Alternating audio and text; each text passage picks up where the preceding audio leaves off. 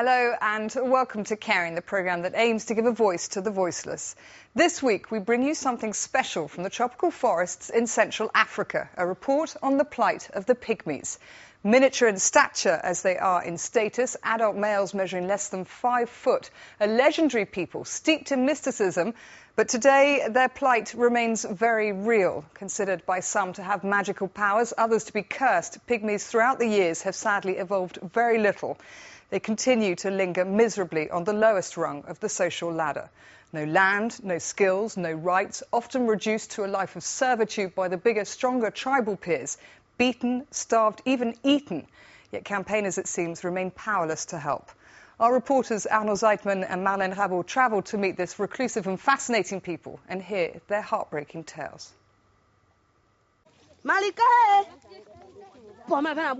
The Central African rainforest is home to the pygmy, or Batwa as they're known in their local language. They're the oldest people in the world.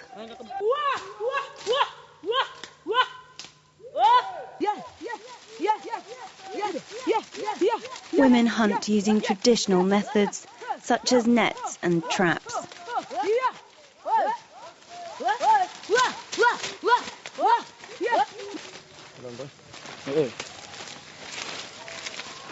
But the catches are getting less frequent. The pygmies are no longer alone in the forest.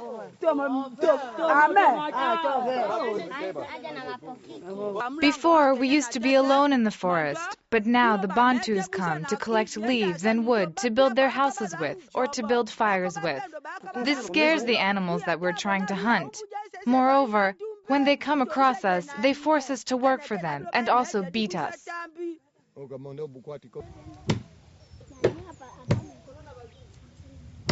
The members of the largest ethnic group, the Bantu, are the main cause of deforestation in Central Africa as they raid the forest for wood.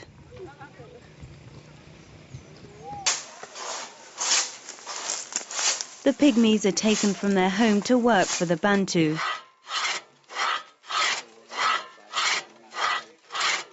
Their monthly wage is a piece of cloth and a few bottles of lemonade if they're lucky.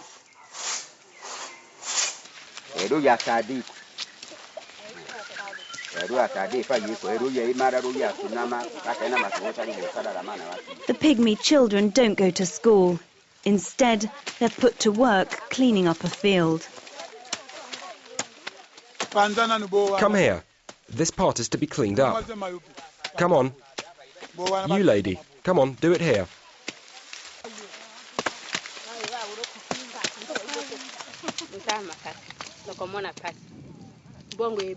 This is a hard job, but we have no tools or land of our own, so we have to work for the Bantus. This is the way it is. Are the wages good? No, the payment is ridiculous. We work hard for a small salary. So what do you say in response to this? Well, leave it to me. I know what I have to do to protect her. It's my business. Since I came here, I have never seen a Bantu who would do such work. That's why I'm using women and children. Pygmies. But for the Bantu, the work is just too hard. Too hard. It's too hard. Pygmies were once nomads, but now most of them have settled near Bantu villages. The Bantu remain the only landowners, however.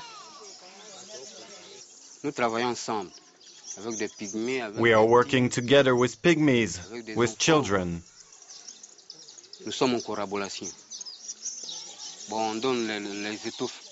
We pay them with pieces of clothes and food. Anything that we find, we give them as payment. Do you sometimes whip them? Yes, we whip them. If they do something wrong, we whip them.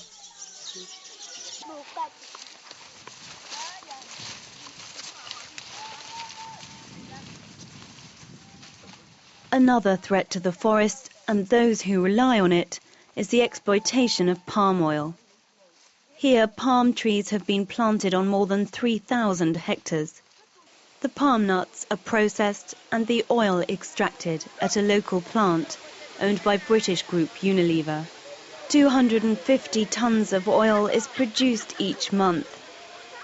Palm oil is part of the basic food in the Congo, but it's also a key product used in the cosmetic industry of Europe and the West. At the plant, the manual work's carried out by Pygmies.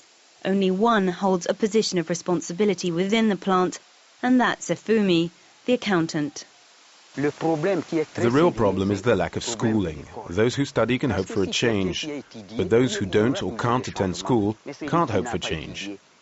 That person will always be doing a hard job and not be able to even manage his own money.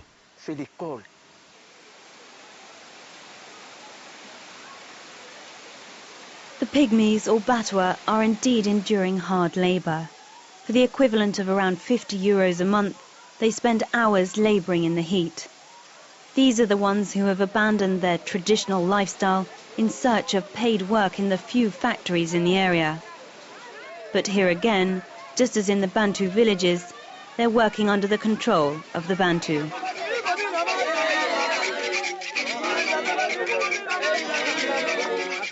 Their wages are insufficient for them to afford adequate food or health care for their families. Today, Efumi's burying his nephew. Here in Boteka, many children die. Malaria is often the cause. But for us Pygmies, most children die of malnutrition because we don't have enough money to buy food.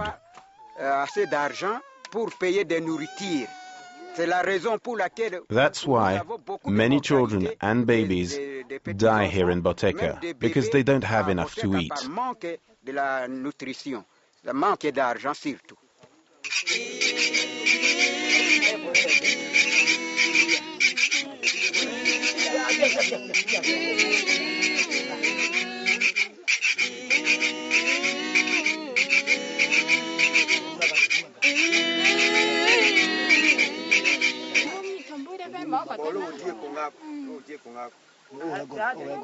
Mukini died before his 3rd birthday.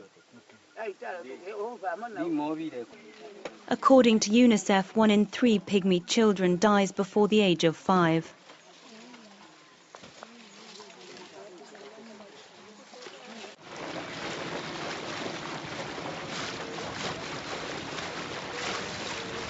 The Congo River is the highway of the area.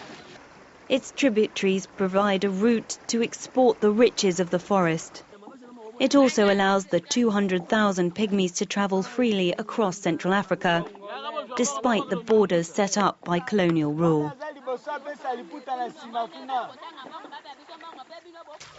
In the south of the Central African Republic, Baninga is a tracker. Here, Pygmies are employed by an environmental organisation to protect elephants and gorillas against poachers.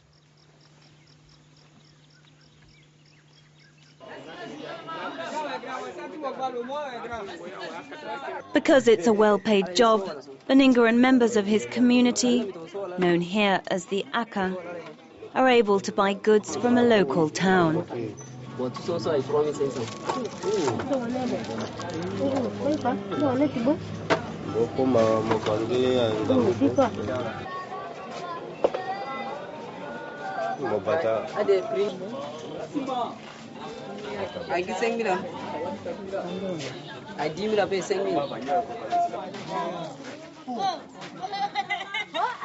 Unfortunately, the Aka spend most of their money on alcohol.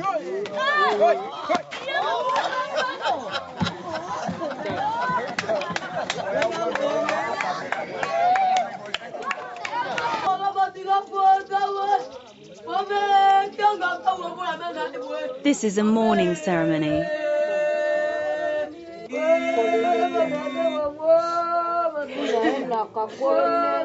This Pygmy chief died of liver failure. He was just 40 years old and the eldest of his community.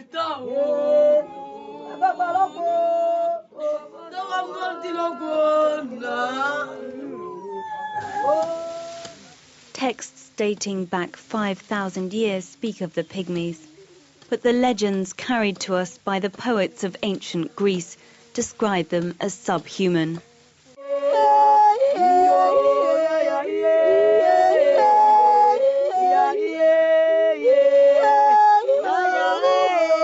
Today, the forest is no longer a safe haven for the Pygmies as they come into contact with members of other tribes. But one of the most difficult challenges which lies ahead is for them to be considered as equal members of the human race.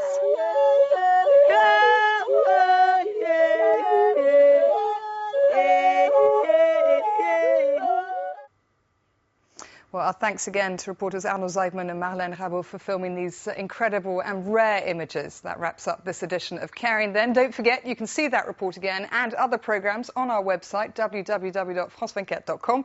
Click on the link marked Special Reports. Join us again very soon. Until then, thank you for watching.